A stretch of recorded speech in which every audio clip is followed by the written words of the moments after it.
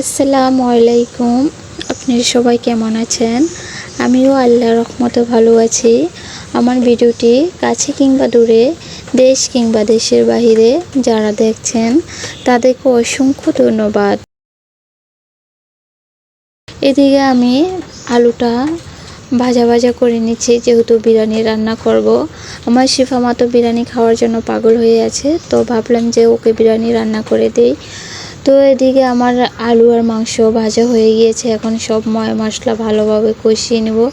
পেঁয়াজটা ভাজা ভাজা করে নিয়ে আদা বাটা রসুন বাটা পরিমাণ মতো দিয়ে দিলাম, গরম মশলা পরিমাণ মতো দিয়ে দিলাম। এদিকে বিরিয়ানির মশলাটা দিয়ে দিলাম, স্বাদ মতো লবণ দিয়ে দিলাম। তো মশলাটা ভালোভাবে কষিয়ে নিলাম। তো এখন আলু আর মাংসটা দিয়ে দিব মশলার ভিতরে।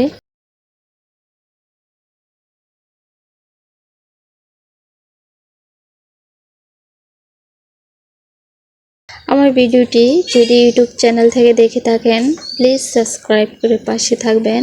আর পুরাতন আপু ভাইয়াদেরকে অসংখ্য ধন্যবাদ। যদি ফেসবুক পেজ থেকে দেখে থাকেন ফলো দিয়ে পাশে থাকবেন। এদিকে চালটা আগে আমি হাফ সিদ্ধ করে নিয়েছি, তো পানিটা ঝরিয়ে তারপরে যে ধাপে ধাপে এখন সব দিয়ে দিব।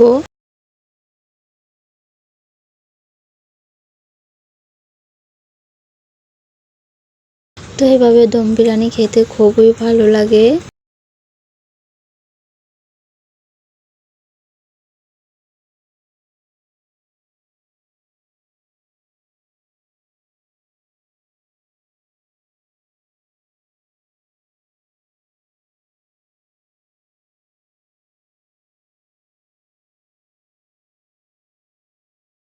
এদিকে পোলাও পাতাটা দিয়ে দিলাম, সুন্দর একটা ফ্লেভার আসবে পোলাও পাতা দিলে।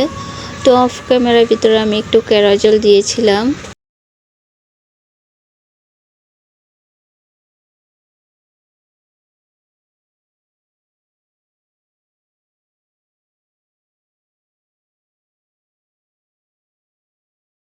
তো এই যে আমি ব্রেস্তাগুলো দিয়ে দিচ্ছি। এদিকে আমার শিফা মা তো গোসল করে এসে বাটি নিয়ে দাঁড়িয়ে আছে বিরিয়ানি খাওয়ার জন্য।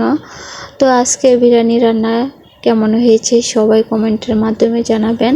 আজকে ভিডিও এই পর্যন্তই। আল্লাহ হাফিজ।